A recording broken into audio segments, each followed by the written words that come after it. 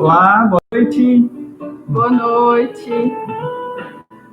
A gente está começando um pouquinho mais cedo, né? Para a gente ir escutando uma música edificante. Hoje a gente está escutando a música da Cacá Rezende, Atitudes de Amor. Então, quem não colocou sua água para fluidificar ainda, dá tempo, vai, pega sua água, põe para fluidificar. E quando der 7h30, em ponto, nós iniciaremos. Vamos escutar a música, então. E fico cego em frente às dificuldades, e ao Senhor começo a perguntar: que farei para mudar meu destino? Que farei para conseguir ficar em paz? Que farei para encontrar felicidade? Que farei para entender sua vontade? Atitudes de amor para com seu irmão, seja onde for, abre seu coração, fazer da caridade uma bandeira de luz. O caminho certo é seguir Jesus.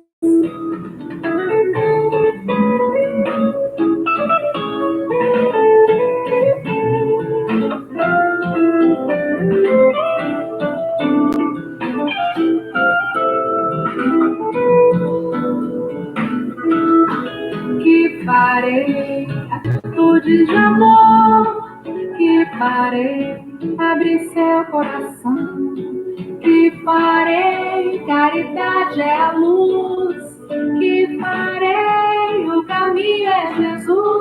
Atitudes de amor para com seu irmão, seja onde for, abre seu coração, fazer da caridade uma bandeira de luz. O caminho certo é seguir Jesus.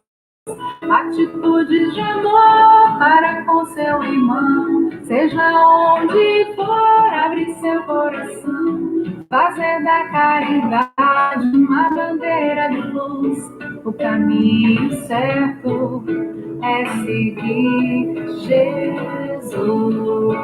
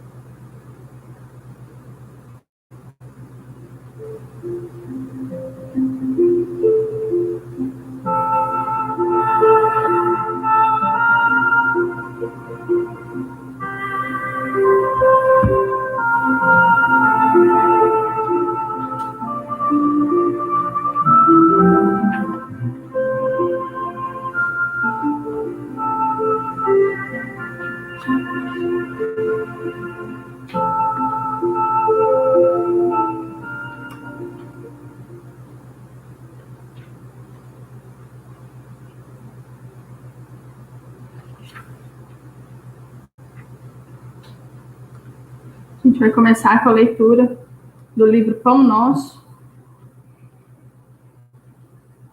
Mãos à Obra. Que fareis, pois, irmãos, quando vos ajuntais? Cada um de vós tem salmo, tem doutrina, tem revelação, tem língua, tem interpretação. Faça-se tudo para edificação. Paulo, 1 Coríntios 14-26. A igreja de Corinto lutava com certas dificuldades mais fortes, quando Paulo lhe escreveu a observação aqui transcrita. O conteúdo da carta apreciava diversos problemas espirituais dos companheiros do Peloponeso, mas podemos insular o versículo e aplicá-lo a certas situações dos novos agrupamentos cristãos, formados no ambiente do Espiritismo, na revivescência do Evangelho. Quase sempre notamos intensa preocupação nos trabalhadores por novidades em fenomenologia e revelação. Alguns núcleos costumam paralisar atividades quando não dispõem de médiuns adestrados. Por quê? Médium algum solucionará em definitivo o problema fundamental da iluminação dos companheiros. Nossa tarefa espiritual seria absurda se estivesse circunscrita à frequência mecânica de muitos, a um centro qualquer, simplesmente para assinalarem o esforço de alguns poucos.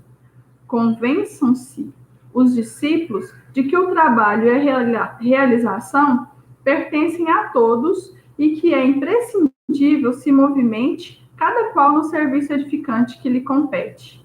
Ninguém alegue ausência de novidades, quando vultuosas concessões da esfera superior aguardam a firme decisão do aprendiz de boa vontade, no sentido de conhecer a vida e elevar-se.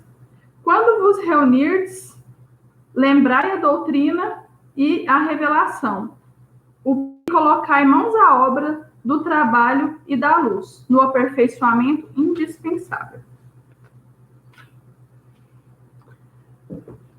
Vou pedir para todo mundo agora serenar os corações, vamos fazer o nosso momento de prece e vamos mais mentalizar pelo nosso planeta, né? Pedindo que a espiritualidade amiga sempre esteja nos dando oportunidade de aprender, de serenar, de ser benevolente, de ser caridoso, de ser paciente nesse momento de incerteza, né, que a gente está vivendo, mas sempre confiante em Deus, que Ele nos auxilia e nos protege. Com os olhos fechados, mas o coração aberto para ouvir a mensagem divina. Que a espiritualidade chegue à casa de cada um, que estejamos reunidos em pensamento, como se estivéssemos no nosso CEPAC, que os espíritos de luz nos intuam sobre o melhor a fazer, sobre o melhor proceder, que nós sejamos calmos, tolerantes, pacientes, que a gente seja capaz de vibrar amor para o nosso planeta, de vibrar saúde, de vibrar condições de bem. Que o Pai amado nos intua sempre para o caminho do bem. Pai nosso que estais no céu, santificado seja o vosso nome, venha a nós o vosso reino, seja feita a vossa vontade, assim na terra como no céu. O pão nosso de cada dia nos dai hoje. Perdoa, Pai, as nossas dívidas, assim como nós perdoarmos os nossos devedores. E não nos deixeis cair em tentação, mas livrai-nos de todos os males, que assim seja. Mais uma vez, boa noite a todos. Deus nos abençoe na leitura do Evangelho de hoje. Nós estamos acompanhando a escala do centro mesmo. Então, hoje seria o estudo que seria feito na casa, e na quinta-feira vai ser da mesma forma, tá? Então, do Evangelho segundo o Espiritismo, o capítulo 10, os que são misericordiosos, item de 9 a 13. O item 9... Não esquecemos. Eu não esqueci. Primeiro livro dos Espíritos. Gente, desculpa. É isso mesmo. Vamos lá. Sobre a vida contemplativa, pergunta 657. Tem perante Deus algum mérito os que se consagram à vida contemplativa, uma vez que nenhum mal fazem e só pensam em Deus? Então é isso. O que pensar dessas pessoas que não estão junto com a sociedade, justamente para ter uma vida introspectiva, uma vida reflexiva em Deus? O que pensar dessas pessoas? A resposta: não, porquanto é certo que não fazem mal. Também o que é que não fazem bem e são inúteis. Demais, não fazer o bem já é o mal. Deus quer que o homem pense nele, mas não quer que só nele pense, pois que lhe se impôs deveres a cumprir na terra. Quem passa todo o tempo na meditação e na contemplação nada faz de meritório aos olhos de Deus, porque vive uma vida toda pessoal e inútil à humanidade, e Deus lhe pedirá contas do bem que não houver feito. Então é isso, pessoal. Para a gente alcançar uma evolução, nós precisamos trabalhar, precisamos conviver. Tá certo que agora a gente está um pouco distante, mas é temporário. Então, se a pessoa quiser progredir, quiser melhorar, quiser ter uma condição melhor, é necessário que se faça o bem. Só não fazer o bem não é suficiente para a pessoa progredir. Seria o mesmo que eu parar no acostamento do meu veículo e ir lá ficar. Não vou chegar ao meu destino. E hoje a nossa música foi Atitudes de Amor, né? Nesses dias, ficar em casa é uma atitude de amor. Então, se nós estamos em casa, vamos aproveitar para fazer uma leitura edificante, estudar o Evangelho, porque nesse momento, assim, né, estudando, mandando boas vibrações para o universo, a gente vai estar fazendo bem. Atitude de amor. Agora, voltando ao Evangelho, né, do capítulo 10, como eu já tinha falado, né, bem-aventurados os que são misericordiosos. O item 9 é o argueiro e a trave no olho. Como é que vedes um argueiro no olho do vosso irmão, quando não vedes uma trave no vosso olho? Ou, como é que dizeis ao vosso irmão, deixa-me tirar um argueiro do teu olho, vós que tens no vosso uma trave? Hipócritas, tirai primeiro a trave do vosso olho, e depois então, vede como podereis tirar o argueiro do olho do vosso irmão. São Mateus, capítulo 7, versículo 3 a 5. No item 10, continua esse item argueiro e a trave no olho. É o comentário. Uma das insensatezes da humanidade consiste em vermos o mal de outrem antes de vermos o mal que está em nós.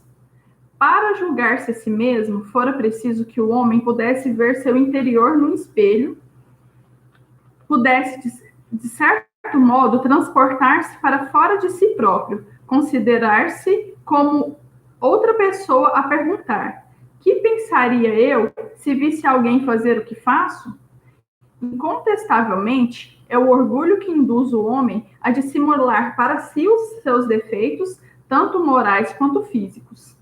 Semelhante insensatez é essencialmente contrária à caridade, porquanto a verdadeira caridade é modesta, simples e indulgente.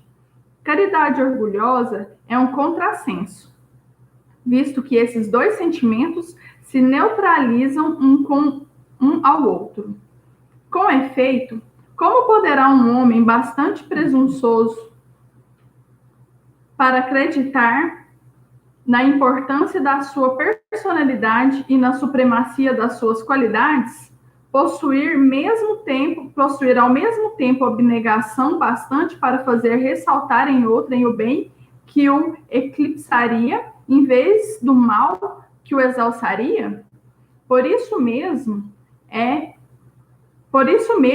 porque é o pai dos vícios, o orgulho é também a negação de muitas virtudes. Ele se encontra na base e como móvel de quase todas as ações humanas. Essa razão porque Jesus se empenhou tanto em combatê-lo como obstáculo ao progresso. Sim. Pessoal, vocês observaram que ele falou em orgulho 2 vezes. Então, vamos lá no nosso livro dos Espíritos, porque o Evangelho e o livro dos Espíritos conversam muito bem. Eu acredito que um estudo dos dois acontece bem melhor. A pergunta 913, ele pergunta qual dos vícios é o que maior radical, pode se considerar o mais radical. Então, que seria o principal vício? Seria o orgulho. O orgulho, ele dá origem a todos os outros vícios. Então, o que devemos combater não é o efeito, e sim a causa. E aí sim nós teremos uma evolução mais completa, uma evolução melhor. No item 11, não julgueis para não seres julgados. Atire a primeira pedra aquele que estiver sem pecado. Não julgueis a fim de não seres julgados, porquanto sereis julgados conforme houverdes julgado aos outros. Empregar-se-á convosco a mesma medida de que vos tenhais servido para com os outros. Item 12.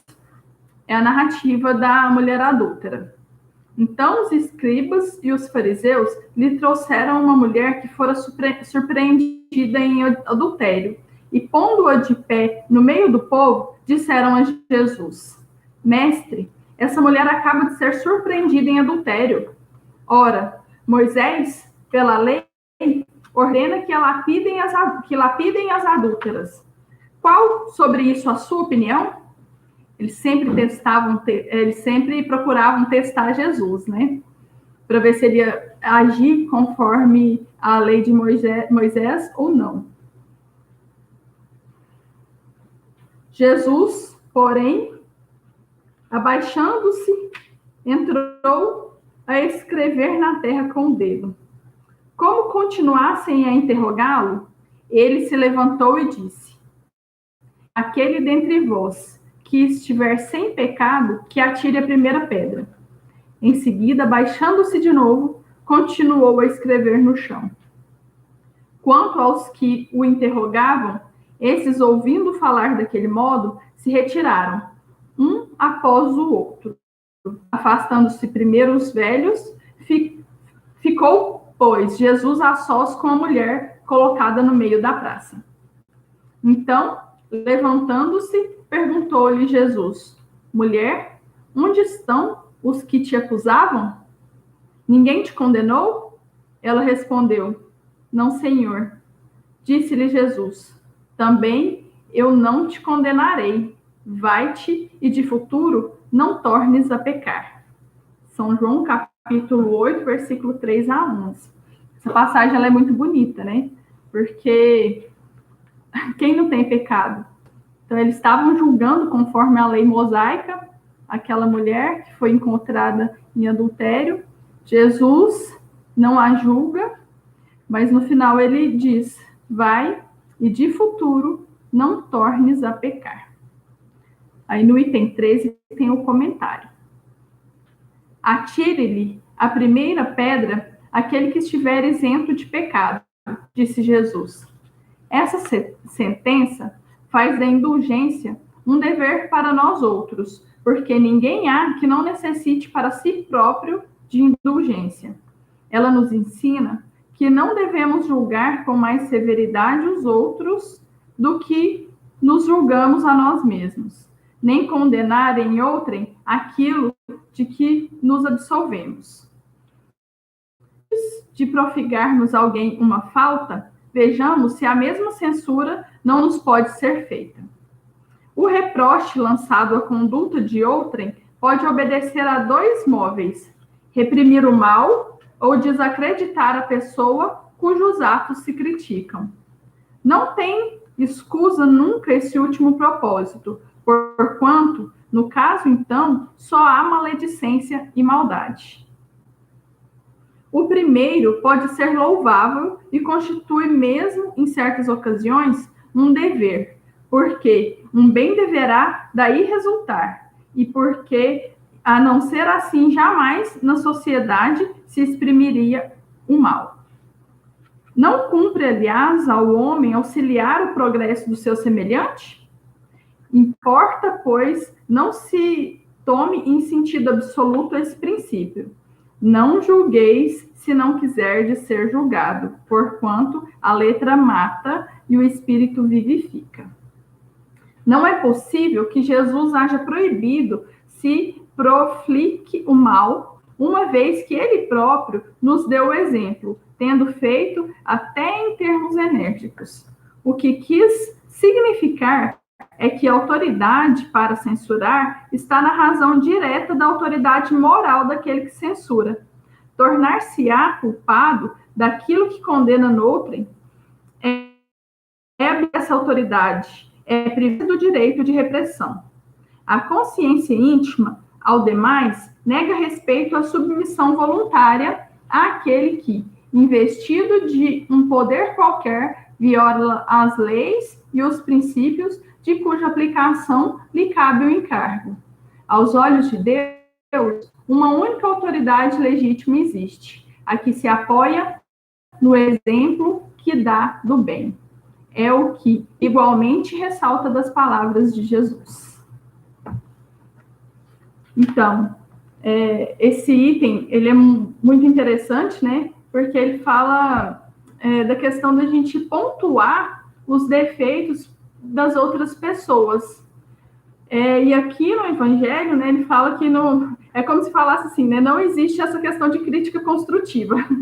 Que para nós termos condições de criticar, de pontuar um defeito de alguém, nós precisamos não ter esse defeito em nós. E a gente sabe que nós ainda somos ricos deles. Então, o nosso melhor meio, né, que aplica e explica aqui no Evangelho, é pelo exemplo. Então, se uma pessoa está tendo uma atitude, uma ação que nós não concordamos com ela, né, o melhor meio é de nós exemplificarmos a conduta certa, nós sermos aquela conduta que a gente queria ver no próximo. Sim, realmente aqui tem vários ensinamentos. Olha só, Jesus, que foi o ser mais perfeito que desceu à Terra, nos deu todo o Evangelho para a gente ter nossa luz aqui no mundo, e ele não foi capaz de julgar aquela mulher que foi jogada em praça lá acusada de adultério. Jesus não foi capaz de julgá-la, apesar da perfeição do Espírito Cristo. Então ele apenas disse: vai e não tornes a pecar. Porque a gente sabe que nós temos um juiz que ele é rigoroso, que é a nossa consciência. Nós temos a centelha divina para entendermos o que está errado. Ninguém está desamparado nesse mundo. Nós temos a centelha divina. Essa coisa minúscula, não sei se a gente pode definir como partícula ou alguma coisa, mas todos nós somos capazes de amar, nós somos capazes de perdoar, e assim como Jesus, nós não podemos julgar, porque seremos julgados. Lembrando da semana passada, na prece do Pai Nosso fala: perdoe as nossas ofensas na medida que somos perdoados. Então está provado também mais a questão da justiça divina. Então não vamos fazer ao outro porque não querem que os outros façam para a gente. Exatamente. Agora a gente vai fazer o nosso momento de sensibilização. Então, quero que todo mundo, unido no mesmo ideal, que é pelo nosso planeta, para intuir os pesquisadores, os cientistas, os profissionais da saúde, pedindo bênçãos, pedindo paz para eles, e pedindo a toda a espiritualidade amiga, a equipe de Dr. Bezerra, que eles olhem por esses profissionais, olhem por essas pessoas, que eles coloquem em nossos corações o sentimento de responsabilidade com o outro. Que a gente cuide de nós, que a gente cuide do próximo. A gente vai fazer um minutinho de silêncio para que cada um possa fazer a sua prece com o seu coração, com os seus pedidos.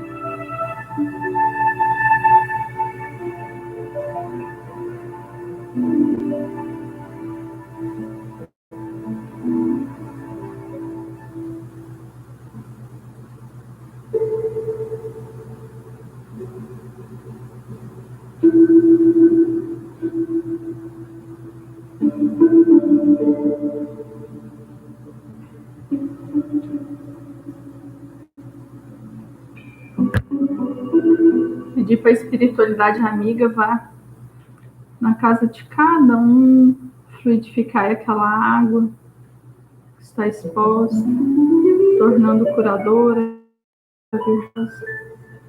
e que cada um de nós possamos nesse momento receber o passe, a proteção dos bons espíritos.